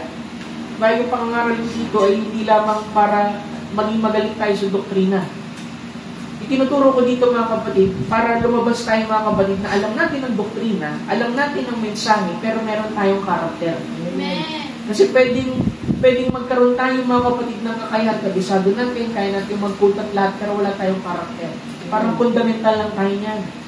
Pwede rin naman na may pananampalataya tayo at lahat, yung kilos natin parang isang aktibong mananampalataya, mga kapatid, pero hindi natin lubos na nauunawaan, mga kapatid, yung kung ating pinaniniwalaan. Hindi rin naman pwede.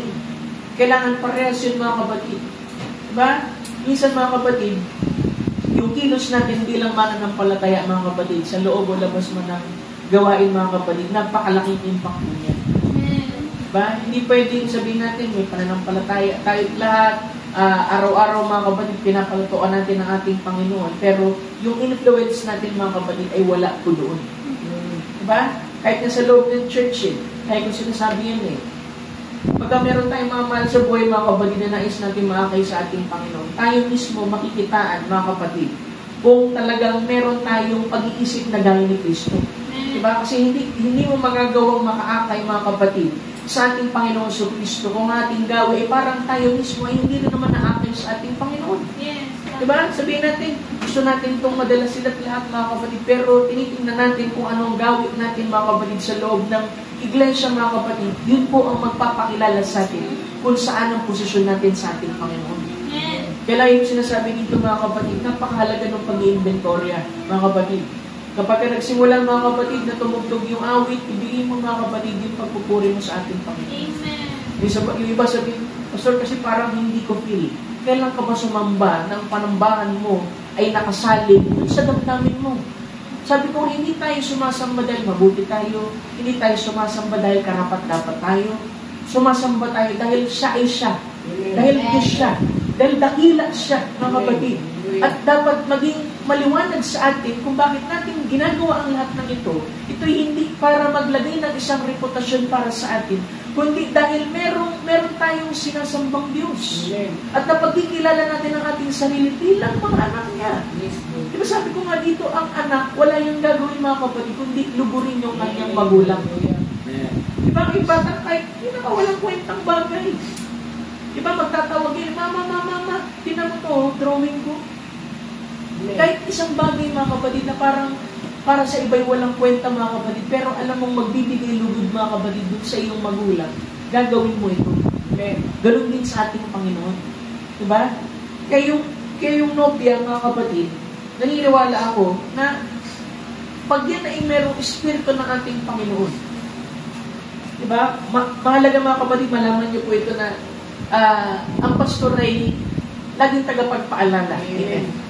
Pero kailangan sa ating panahon na lalo tayo gumulang na sa pananampalataya at sa mensahe nito, mga kapatid. Hindi na yung kailangan mayat-mayat sabihan pa, mga kapatid, ng mga bagay na marapat nating gawin. Yes. Kasi tayo, mga kapatid, mananampalataya na tayo. Alam natin ang scripture. Pwede ko sabihin, fundamentalista tayo. Ang kulang lang sa atin, mga kapatid, yung pananampalataya na tayo'y naniniwala dun sa ating tinanggap, mga kapatid, na mensahe. Diba? Kasi kung naniniwala tayo sa mensahe, mga kapatid, susundin natin kung ano yung tinuturo ng mensahe. Amen. Kahit sa pinakamaliit na detalye nito. Diba? Sabihin natin, Pastor, kasi struggle mo pa rin yung pagpapalte. 10 years ka na sa mensahe, struggle mo pa rin yun. Maghanap ka ng ibang struggle mo. Diba? Ang problema lang kasi hindi mo napagkilala ang sarili mo bilang anak. Kung napagkilala mo yung sarili bilang anak, mga kapatid, makikilala mo na ang iyong Ama ay Diyos. At kapag nakilala mo ang ating Panginoon, wala kang ibang gagawin dahil meron ang Espiritu ni Kristo, mga kapatid. Meron ang pag-iisip ni Kristo, wala kang ibang gagawin kundi luburin ng Ama. Nang kaluburan mo, mga kapatid, ay nakabase, mga kapatid, saan? Sa salita ng ating Panginoon. Sabi niya dito, Pergaminian Church Age, ang mga taong bahagi ng nobya ni Kristo ay mamahalin siya ng buong puso. At magkakaroon sila ng kakayahan na katulad ng sa Kanya. Kasi nga, ikaw'y bahagi, mga kapatid, ng Kanya mismong katangian. Sabi niya, dahil siya ay kanilang ulo. Pag sinasabi natin, siya ang ulo, ibig sabihin headship. Diba, pagpapasakop, mga kapatid, diba, ang nobya, bilang isang babae, lagi magpapasakop dun sa kanyang ulo. Tayo, bilang feminine part, mga kapatid, ay lagi magpapasakop dun po sa masculine part. Tayo na katawan, mga kapatid, ay lagi magpapasakop dun po sa ulo ng Panginoong Kristo. Ang sabi doon, ang lahat ng kapangyarihan ay nasa Kanya. Katulad ng mga bahagi ng ating katawan na sumusunod sa ating ulo, gayon din ang pagsunod ng mga taong ito sa kanilang ulo na si Kristo. Diba? Lagi natin sabi, bride, bride, bride. Ang bride, mga kapatid, feminine designation yan ng Panginoon. Pero lagi magpapasakop yan, mga kapatid, sa salita ng ating Panginoon. Kaya nga, mga kapatid, mahirap mag-submit ang isang tao, isang mananampalataya. Tatandaan niyo lagi ito, mga kapatid. Hindi magsasubmit ang isang mananampalataya, mga kapatid, sa isang teaching, sa isang iglesia, sa isang pastor, kasi hindi niya napagkikilala ang kanyang sarili. Di ba sa Corinto, naging problema nila yan sa communion? Nang sabi doon, yung iba doon kumilos ng hindi tama kasi hindi nila napag-uunawa yung katawan ng Panginoon Jesucristo. Sabi doon, not discerning the Lord's body. Kaya kung merong kumikilos ng hindi tama bilang isang mananampalataya, kung merong namumuhay ng hindi ayon, mga kapatid, sa kung anong narapat bilang isang mananampalataya, they are not discerning the Lord's body. Kasi kung nadidiscern nila na sila'y bahagi ng katawan ng ating Panginoon, hindi sila kikilos na gaya ng gano'n. Sabi dito, pag tinuloy pa natin, sabi, makikita natin ang sakdal na pagkakaisa ng Ama at ng Anak. Di ba? Pinapakita niyo yung pagtitipo ng maging laman ng ating Panginoon Kristo'y nanahan ng buong kapuspusan ng pagkadiyos sa kanya, mga kapatid. At ang sabi doon ay walang ginagawang anak ng tao malibang ipakita ng Ama. Hindi kailanman gumawa si Jesus na kahit ano, maliban kung ipakita muna sa Kanya ng Ama. Ito'y nakasulat saan? John chapter 5, verse 19. Ang ganitong pagkakaisa ay dapat ding umiral sa pagitan ng nobyo at ng kanyang nobya. Si Kristo at yung Iglesia. Sabi, ipinakikita ni Kristo sa Iglesia kanyang salita ng buhay at anong ginawa daw ng nobya? Tinanggap ito ng nobya at hindi ito pinagdududahan.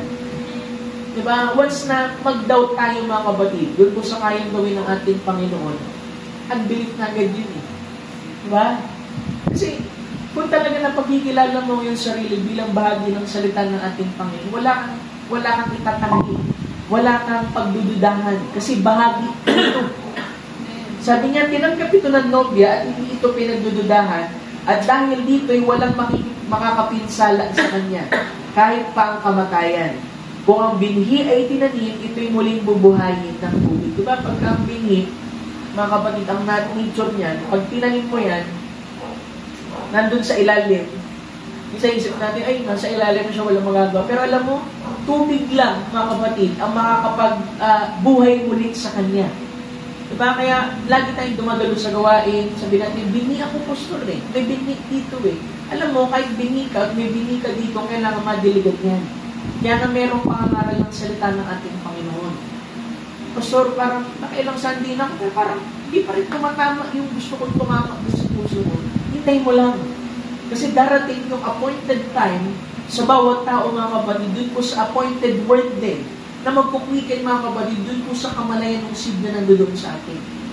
Kasi minsan, akala mo, pagka nandito ka na lahat, mga kapatid, parang isang Sunday lang, matured ka na agad. Hindi, mga kapatid, merong proseso po yan. Kahit pa matagal kang believer, mga kapatid, sabi ko nga, you may lose the experience. Pero once, mga kapatid, na maibalik ka ulit, madiligan yan, mga kapatid, makikigin yung seed. May kita mo, mga kapatid, gusto mo yan. Sabi niya, narito ang lihim, ang salita ng Diyos ay nasa nobya. Una, kagaya daw ng kay Mary, mga kapatid. Diba? Isipin niyo na lang, mga kapatid. Nung si Mary, mga kapatid, ay namit yung anghel. Sabi ng anghel, diba? Ikaw ang pinakamapalad sa lahat. Ikaw ang napili ng Panginoon para maging vessel. Ikaw ay magkakaroon ng anak. Sabi ni Mary, paano kung magkakaroon ng anak? Wala pa akong nakikilala ng ibang lalaki. Diba? Isipin mo yun. Sinabi ng salita sa kanya isang bagay sa pamamagitan, mga kapatid, ng anghel. At mga kapatid, hindi ito mapag-unawa, mga kapatid, ni Maria sa paraan ng kanyang natural na kaisipan. Pero may kita, mga kapatid, pag binaybay mo yung scripture, ang sabi niya doon, be it unto me according to your word. Ito'y mangyari sa akin, ito'y mangyari nawa sa akin ayon sa iyong salita. Amen. Diba? So, minsan, didepende rin, mga kapatid, alam mo, yung mangyari din sa ating buhay, depende kung anong response natin dun sa salitang ating narinig. Diba? Kahit sabihin mo mga kapatid na ilang preaching pa yan. Diba? Ilang magandang quotations pa yan ng message mga kapatid. Kung hindi natin paniniwalaan, wala itong mangyayari sa atin. Kasi ang pagitan lang mga kapatid ng paggulang ng isang mananampalataya mga kapatid ay sa pagitan lang mga kapatid ng paniniwala at pag-reject mga kapatid ng salita. Diba unang-unang nagpahamak na kay Eve yung pagre-reason out ni mga kapatid yung salita ng ating Panginoon.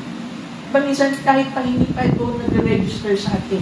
Diba pastor kasi minsan parang may preaching ka na hindi ko lubos pa maunawaan eh. But if you believe it with your heart, kasi unang-una hindi tayo tinuruan para mga kapatid ay i-figure out lahat ng bagay.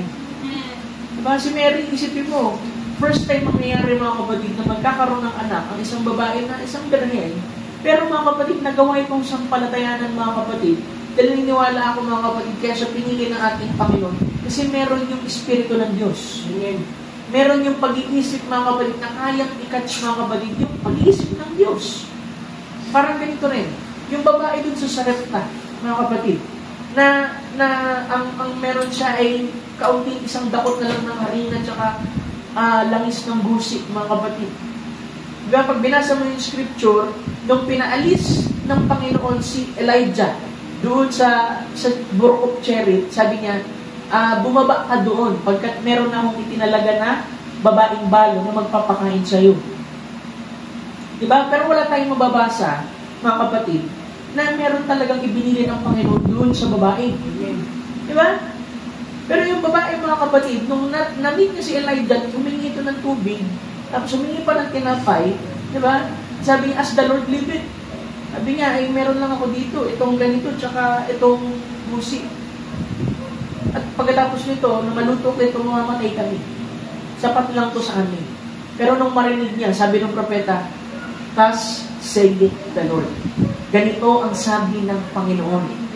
Diba? Na gawin mo muna yan, at bigyan mo muna ako, at magkatapos niya na yung sumalo ka, wala kang makikita na reason of yung babae. Kasi alam niya mga kapatid, by revelation, napit niya mga kapatid, na ito'y tao ng Diyos. Ito'y salita ng Diyos. Diba? Kaya kailangan mga kapatid, makuha natin mga kapatid, yung pag-iisip na gaya ng pag-iisip ni Kristo. Mga kapatid. Kasi siya mismo mga kapatid, lagi sinasabi, wala akong gagawin malibang ipakita ng Ama. Diba? Tayo, pwede natin sabihin mga kapatid, bagaman tayo'y nandito pa sa laman talaga mga kapatid, na hindi pa nako-convert ang ating laman. Parang, may kita natin ang ating sarili na nandun tayo sa pagitan ng pagiging divine at pagiging tao. Diba? Yun nasa loob mga kapatid, divine yun eh. Kahit kung sabihin mo, Pastor, grabe ka naman, yung sa Panginoon sa Kristo, without measure yun eh. Yes, naniniwala ko without measure, pero kung may Holy Ghost ka, parang ganito yan, isang kutsara ng tubig sa isang dagat na maalat. Pareho lang ng materialis yun. Kahit pa maliit ang bahagi, mga kapatid, yun ay parehong-pareho ng original na materialis. Yan sabi dun mga kapatid, nung nakilan nung babae mga kapatid, ito'y tao ng Diyos mga kapatid, di ba sabi dun, sumalok siya. Tapos sumalok siya ulit. Sumalok siya ng sumalok. Sabi doon, alam mo, hindi mauubos yan, yung bangan sa busi mo, hanggat hindi umulan. Kasi mga kapatid, alam mo, nakaline yun mga kapatid dun sa programa ng ating Panginoon. Lagi natin naririnig yan, programa ng Diyos, programa ng Diyos. Mauunawaan mo lang yun mga kapatid kung meron kang pag-iisip ni Kristo. At magkakaroon ka lang ng pag-iisip ni Kristo kung merong Espiritu mismo ni Kristo sa iyo. At matatanggal lang yung ating amnesia, yung mga bagay na hindi natin palubos na naunawaan as long as nag-feed tayo, nag-feed sa word mga kapatid. Sabi una, yung salita ng Diyos nasa nobya.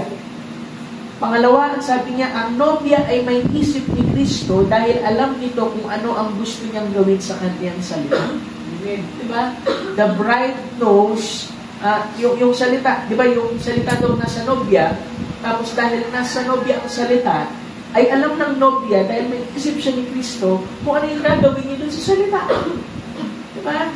Hindi tayo fundamental lang alam natin yung scripture.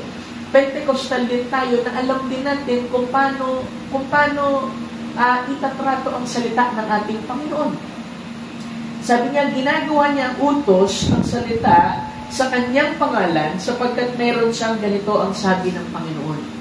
So, lagi niyo tatandaan yan. Yung salita nasa nobya, yung nobya daw ay may isip ni Kristo dahil binigay yung salita, mga kapatid, yung isip ni Kristo dahil para magawa niya kung ano yung ayon, mga kapatid, sa salita ng ating Panginoon. Pangatlo, ginagawa niyang utos ng salita sa kanyang pangalan sapagkat meron siyang ganito ang sabi ng Panginoon. Kasi sa English, maganda yung pagkakatranslate dahil lagi ko tinatranslate ito, mga kapatid. Sabi dito, the word is in the bride. The bride has the mind of Christ, for she knows what He wants done with the word. Diba? She performs the command of the word in His name, for she has the thus saith the Lord. Diba? Yung thus saith the Lord, mga kapatid, hindi lamang yan isang bagay na binabanggit ng propeta para sa pagtupad ng isang propesiya. Kundi yung pagsasabi ng thus saith the Lord, kasi ikaw ay isang scriptural na tao. Sabi niya pa, mga kapatid, ika-4, dahil yan daw yung isang sikreto, mga kapatid, ika-4, pagkatapos ay binubuhay ng Espiritu ang salita at nagaganap ito, tulad ng isang binhi na itinanim at dinidiligan, ito ay nagbubunga ng lubos at naglilingkod sa layunin nito. Amen. Napakaganda ng pagkakasabi.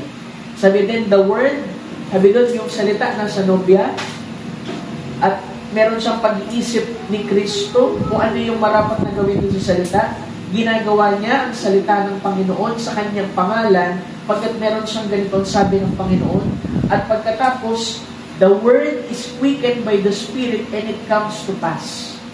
At yung salita daw, mga kapatid, and the word is quickened by the Spirit and it comes to pass. Like a seed that is planted and watered, it comes to full harvest, serving its purpose. Diba? Kaya, mga kapatid, yung salita, mga kapatid, hindi natin yan tatanggihan. Diba? Kahit anong salita, pastor, na itinuturo sa Biblia, yes. Diba? E paano sa message, pastor? Yes. Mas lalo, mga kapatid, may pagtuturo sa atin dito. Kaya minsan, mga kapatid, gusto kong ilagay sa isang Sunday natin, ang service natin puro Q&A. Diba? Sabihin niyo agad yung question ahead, mga kapatid, para masagot. Kasi, alam mo, dapat talaga ang isang church merong Q&A.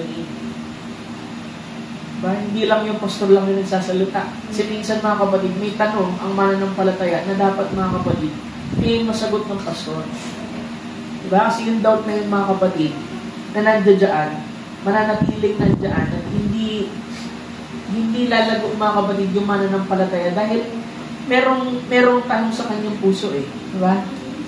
Kaya yung tanong na yan, mga kapatid, sabi ko nga, last na natin, mga kapatid, last year pa, ilagay niyo, mga kapatid, dyan po sa mission na portion ng box, mga kapatid. Para yung mga katanungan natin, masagot, mga kapatid. Kasi gaya natin na isang malit lamang, mga kapatid, na gawain ay pwede naman natin i-customize yun gawain mismo, mga kapatid. Diba? Tatlong Sunday na puro preaching, tapos yung huling Sunday, mga kapatid, Q&A. Diba? Alam mo yung bakit? Kasi ang pastor, wala kayong magagawa, mga kapatid. Nalito sa isang picture din. Alam mo, wala kayong magagawa talaga, mga kapatid. Kasi ang buhay ng pastor, meron kayong bahagi. At yung buhay ninyo, may bahagi ang pastor. Diba? Kasi palang araw, mga kapatid, pastor ang tatayo, mga kapatid, sa bawat pinangungunahan niyo, mga kapatid, na iglesia. Kasi ang dugo ninyo nasa pastor. Diba? Kaya, mga kapatid, in-encourage ko ang bawat isa. Kung meron kayong tanong, I believe meron. Minsan nahihiya lang tayo, mga kapatid, magtanong. Diba? Para at least, mga kapatid, matulungan kayo kung may mga tao, mga kapatid, na ayaw ng counseling. O di sulat mo, yung tanong mo para masagot, mga kapatid. Diba? Kasi isa sa trabaho din, mga kapatid, ng pastor, counseling. E paano makaka-counsel kung di naman lumalapit sa pastor? Diba? Pero naman, mga kapatid, yung mga na-counsel, mga kapatid, ng minsan, hindi ba tumigi yung buhay sa Panginoon? Merong mga napalaya, mga kapatid,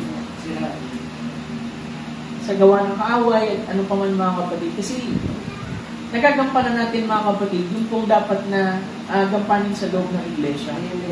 Diba? Kung minsan nahihiya pa kayo sa akin, tanggalin nyo na yung hiya, mga kapatid. Diba? Kasi isang isang lang tayo dito mga kapatid, isang pamilya sa ating Panginoon. Diba? Kung meron kayong dalangin, kung meron kayong mga tanong at lahat mga kapatid, kaya nga minsan napuprostrate ako mga kapatid, kung pwede lang talaga mga kapatid, talagang mag full time. Diba? Panginoon kasi ang nakakaalam sa mga bagay na yun mga kapatid. Kung pwede lang talaga mga kapatid, mas marami akong gustong gawin compare sa kung ano yung ginagawa ko ngayon. Doon ako naiipit ngayon, doon ako nag-frustrate mga kapatid kasi dami kong gustong gawin pero hindi ko magawa dahil nga doon sa mga bagay mga kapatid na responsibilities at lahat. Pero kung ako lang mga kapatid, kung wala lang iniisip na lahat ng mga bagay mga kapatid na natural, gusto ko mag full time. Diba? Kasi marami akong, hindi ko alam kung ano yung pilit ng Panginoon, ba't ganito na lang din. Lagi ko sinasabi to kahit last year pa mga kapatid, para hindi ako makapaglingkod sa inyo mga kapatid. Glory to God. Sabi niya dito, balikan ko mga kapatid, yung pong Pentecostal, saka po fundamental mga kapatid.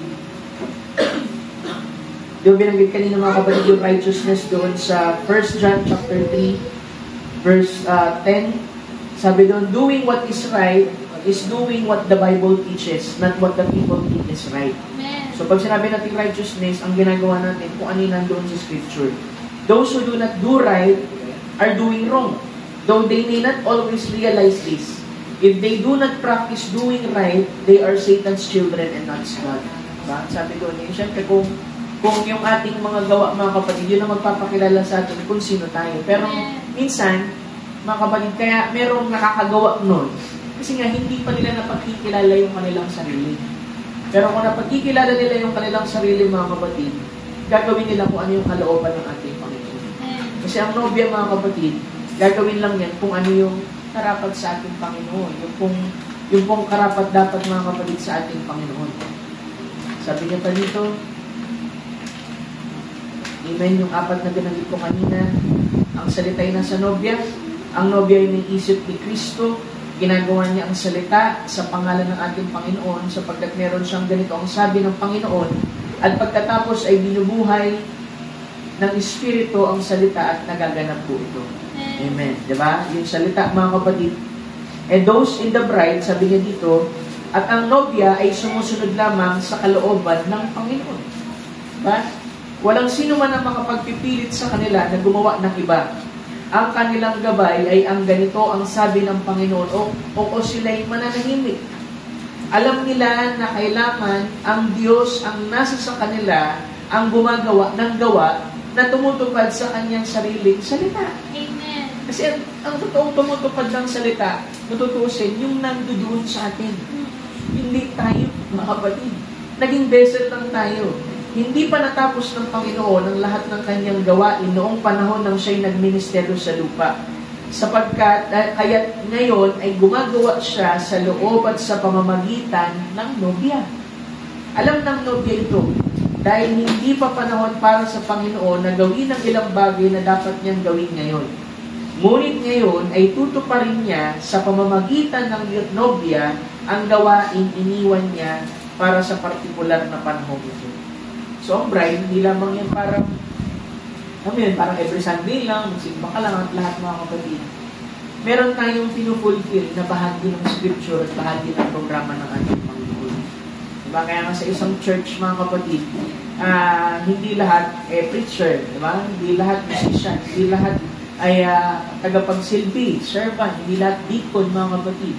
Lahat yan ay meron pong kanya-kanyang gampanin sa ating Panginoon. Lahat tayo mga kapatid, sabi ko nga, dapat mahanap mo yung posisyon mo sa ating Panginoon. Kasi kung mahanap mo yung posisyon mo sa ating Panginoon at maglingkod ka dyan, hindi ka mapapagod.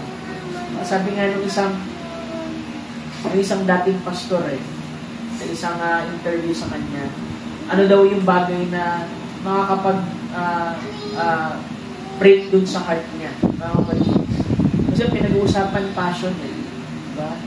Ano ba yung passion natin? Diba, bilang tao, tinatanong natin, ano ba yung passion natin? Isa iniisip ko rin yan Kasi yung iba, mga kapatid, sa natural na buhay, yung passion nila, yun din yung pinagkikitaan din nila. Parang source of income nila.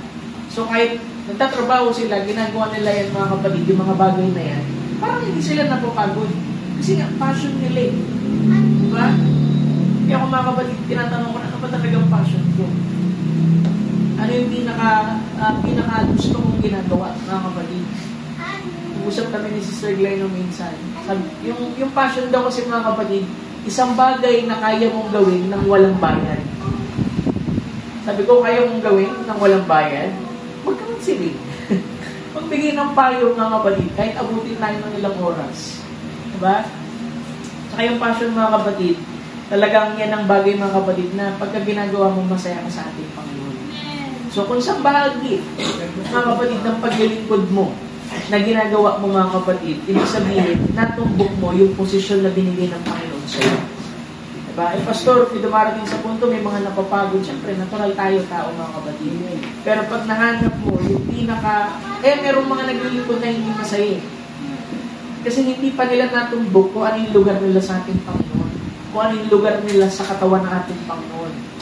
Pero pag natumbok mo yan, mga kapatid, at ginagawa mo yan na merong kagalakan sa ating Panginoon, ibig sabihin, diyan ka talaga nilagay ng ating Panginoon. Sabi niya, pag ikaw ay nasa isang lugar na naglilingkod ka, anumang pamamaraan, mga kapatid, at binless ka ng ating Panginoon dyan, para dyan ka talaga, mga kapatid. Diba? Kaya minsan meron mga umaalis sa church kasi hindi nila nahanap yung posisyon nila sa ating Panginoon. Kasi magiging fulfilled lang yung paglilingkod natin sa ating Panginoon kung mahanap natin yung tamang spot natin, mga kapatid, sa katawan ng ating Panginoon. At unang-una, mga kapatid, paano mahanap yung pastor? Unang-una, huwag mo sisikapin maging dakila. Diba? Kasi kinorek ng Panginoon yung mga disciples eh. Lord, sino yung uupo ko, tabi ko, kasama mo? Yan, pakita na example lang atong Panginoon. Kaya, yung pagsiserve talaga, mga kapatid. Diba? Paano maglilingkod, saan tayo? Tanungin nyo ngayon ang puso ninyo. Isang bahagi ng paglilingkod kayo masaya. Yung ginagawa ninyo. Kasi pag diyan kayo naglingkod, mga kapatid, hindi ka mapapagod. Diba? Kung posisyon mo, umaawit sa Panginoon. Diba? Kahit nga, siguro, pa ikaw lang mag-isa umaawit ka, hindi ka napapagod. Masaya ka. Kasi yan yung bahagi mo sa ating Panginoon. Diba? Kung ang posisyon mo naman, nandun ka sa part ng ikaw yung support ko, yung giving, masaya ka, mga kapatid. Pagpatuloy mo, kasi yan ang posisyon mo sa ating Panginoon. Pero iba, nagkakatama yung iba. Kung diyan ka nilagay natin, Panginoon, wala tayong magagawa eh. Pastor, dito ako nilagay ng Panginoon, lagi na lang ako, lagi na, ikaw nakita ng tapat na ating Panginoon dyan. Diba? Once na nilagay tayo ng ating Panginoon sa isang posisyon na yan, at dyan tayo pinaglilingkod, mga kapatid. Dyan lang magkakaroon ng fulfillment, saka ng stability, mga kapatid. Kaya hanapin natin yung purpose natin. Hindi lang tayo basta alam mo yun, nandyan lang, nakikinig lang tayo. Hanapin natin yung bahagi natin sa ating Panginoon. Kasi pag nahanap natin yan, mga kapatid, di ba, hindi yan mawawala sa'yo yung kagalakan na yan. Amen. Sabi nga may isang nagsabi na pastor sabi niya merong mga tao naghahanap ng pagmamahal. Di ba? Alam mo, hindi mo mahanap yung pagmamahal yan pag mag-isa ka lang. Amen. Diba? Subukan mo i-group hug yung sarili mo. Hindi mo kaya, mga kapatid. So you take, mga kapatid, yung sarili mo, mga kapatid, sa gawain sa ating Panginoon. Pagka nilagay mo, mga kapatid, ang sarili mo dyan, naglilingkod ka, kung saan ka pinaglilingkod na ating Panginoon, magiging masaya ka, mga kapatid. Yes, diba? Kasi ikaw yung nobya na may salita. Tapos, dahil may pag-iisip ka ni Kristo, alam mo kung paano itatrato yung salita o paano ito gaganapin, mga kapatid. At meron kang ganito ang sabi ng ating Panginoon. At pagka nagagawa mo na yun, mga kapatid, yung pong dormant, mga kapatid, na salita o marahil pangako ng Panginoon sa iyo, pag dumating ang Espiritu, mga kapatid, kukwikan yan, ipupulfill niya, mga kapatid, sa buhay. Diba? Yung kayamanan, mga kapatid, temporary lang yan. Diba? Yung mga material things, temporary lang yan, mga kapatid. Minsan makapagbibigay sila ng kaunting kasiyahan. Pero pag meron ka na, nakikita mo, mga kapatid, ba't parang hindi ka pa rin masaya? Kasi ang tunay lang, mga kapatid, na makapagbibigay ng kasiyahan sa atin, Panginoon lang din, mga kapatid. Diba? Kaya binigay sa atin ng salita para tanggalin, mga kapatid, yung pong lambong sa ating mata, makilala natin ating sarili, makapaglingkod tayo ng tama sa ating Panginoon. Siguro dito ko napuputulin ito mga kapatid. Nawa, sa konting pagbabahagi na ito ay may napulot tayo mga kapatid na hindi lamang tayo isang mananampalataya na Pentecostal, bilang isang fundamental mga kapatid, kundi nobya. Mga kapatid. Kasi ang nobya, alam niya yung mga sikreto ng nobyo, alam niya yung pag-iisip. Baka po niya mga kapatid, namamalengke ako eh. Malengke ako sa bayan. Tapos, parang na-pick up ko yung pag-iisip ni Glay eh. Kung ano yung gusto niya na iuwi ko mga kapatid. Binili ko mga kapatid. Kasi nagulat niya, sabi niya, paano ko nalaman yung nasa isip ko? Diba? Ganun din mga kapatid pag sa Panginoon. Amen. Diba? Pag ikaw ay kaisa sa atin, Panginoon, yung pag-iisip niya nakaka-catch up mga kapatid.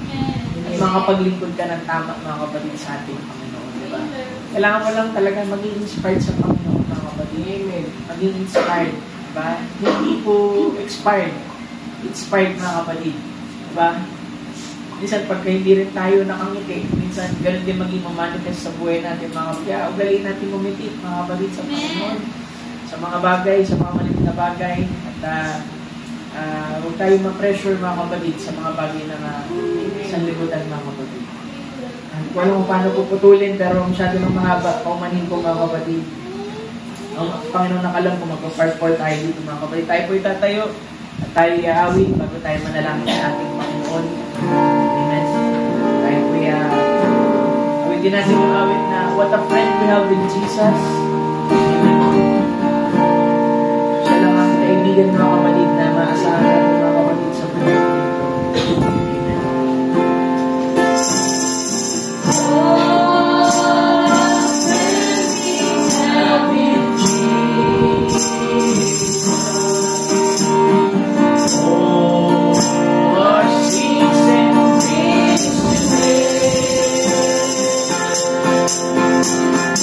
Oh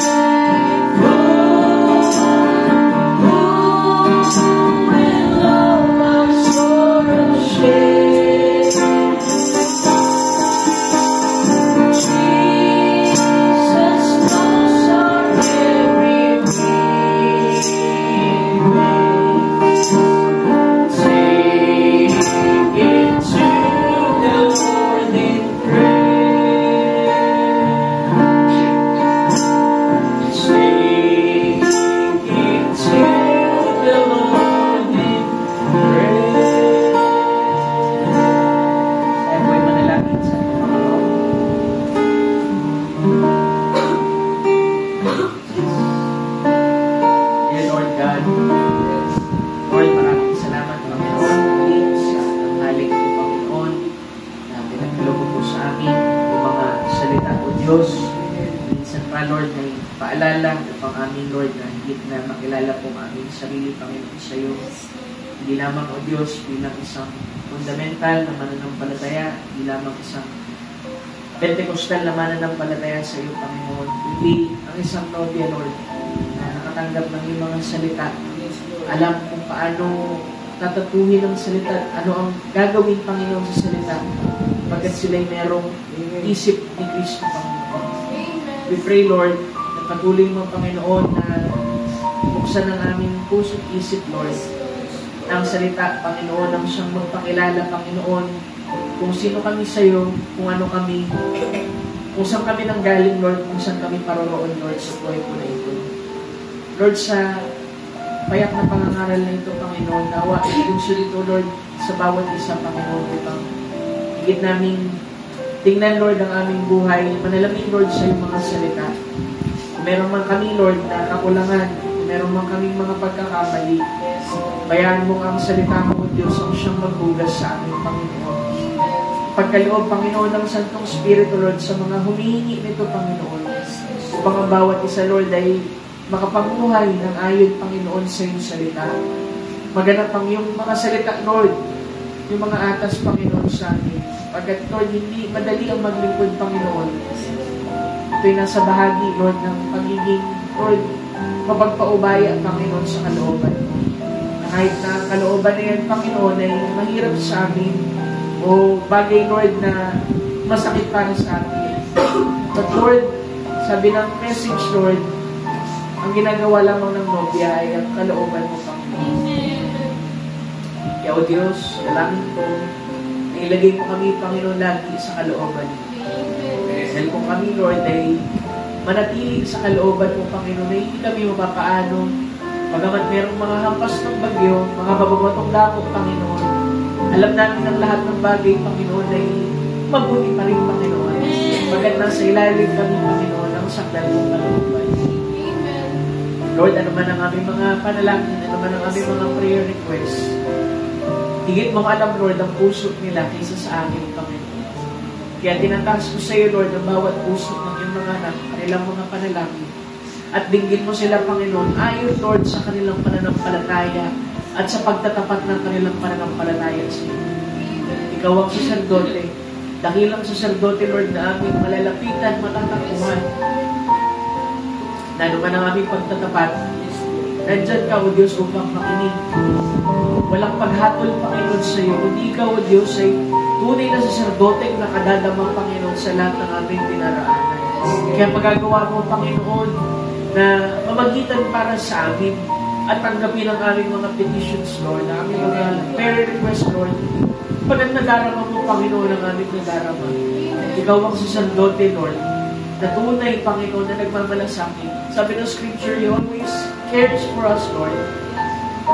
Kaya, Lord, kami, Panginoon, sa kapalit nito yung nagmamalasakit kami, Lord, sa iyong mga salita. Tulungan mo kami, Lord, na mahalin, Lord, ang iyong mga salita. Tanggapin ito, Panginoon. Ilagay ito sa aming puso. At mamunga ito, Panginoon, ang ayon, Lord, sa kung anong uri ng binhi ito, Panginoon, sa aming puso. Lord, ang mga may karamdaman Dalangin ko, Lord, hipuin mo, Lord, ang kanilang katawan, mula ulo hanggang paa. At restore mo, Lord, ng kalakasan sa kanila. At maramdaman nila, Panginoon, na Ikaw ang Diyos, na hindi pa rin nagbabago, na siya ngayon, kahapon, magpakilanman, ang aming Jehovah Rapha, Panginoon. Nang sabi mo sa iyong mga latay, ay pinagaling mo ng aming Panginoon. Mga pangangailangang natural, Panginoon, ay inilalapit din namin sa iyo. Ikaw rin, Panginoon, ang Diyos, Panginoon, na si El Shaddai, Lord. Ang Diyos na merong dalawang dibdib, Lord, isang spiritual at isang natural. At kami, Panginoon, hihiling, Lord, sa iyo sa umaga. Bayaan mo kami, Lord, na makuha ng kalakasan, Panginoon, both natural and spiritual. Pray, nalalabas, Lord, ang bawat isa, Panginoon, nahingin na ng pagtibay, Lord, ng kanilang mga salita. Ang kanilang pananampalataya, Lord, sa iyo, ayon sa iyong salita.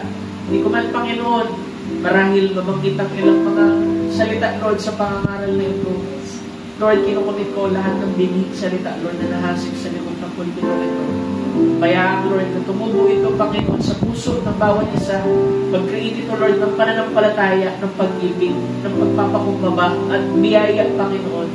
Sa tulungan mo, Lord, ng bawat isa. Huwag mo lang pasan ng sino man, Lord, dito. Kung meron mang, Lord, nag-aalinlangan na lumapit sa iyo dahil sa pagkukulang, Lord, baliin mo ang pag-iisip na yan, Panginoon. At bayaan mo siya, Lord, na magpakumbaba at lumapit sa iyo, Panginoon. Humingi ng tulong, O Diyos. At ikaw ang Diyos na maasahan. Sabi ng Scripture, you are a very present help in times of trouble, Lord. Lord, maraming salamat, Lord, sa iyong presensya. Salamat, Lord, sa iyong kabutihan, sa iyong biyaya, sa iyong walang hanggang pag-ibig. Bayaan mo ang pag-ibig na rin patuloy na humipog, Lord, sa puso ng bawat isa. Gaano man katigas ang puso, Lord, kaya mo itong palambutin, Panginoon. Sa pamamagitan, Panginoon, ng iyong kapangyarihan. We pray, patuloy ka, Lord, na kumilos, Lord, sa ating iglesia na ito, Panginoon. Bindikahan mo minsan pa, Panginoon, ang iyong sarili. Minsan mo nang pinatunayan niya naman sa aming kalagitnaan. Kaya hinihiling ko minsan pa ang pagtibay mo, Panginoon, sa puso, Lord, ng bawat isa, Lord. Naman ang kanilang hinihiling. Dalangin ko'y maging indikasyon nito, Panginoon, ng lalo pang pananampalataya nila, Panginoon, sa iyo. Lord, maraming salamat. Purihin ka sa walang hanggan. Ikaw ang aming pinadakilan, pinasasalamatan sa umaga nito. Ikaw ang siyang matanghal, Panginoon. At ikaw lagi, Lord, ang siyang makita, Lord, sa aming buhay. Magliwanag ka, O Kristo, sa aming buhay. At tanggalin mo, Lord, ang mga kadiliman, Panginoon, sa aming paligid, sa aming buhay.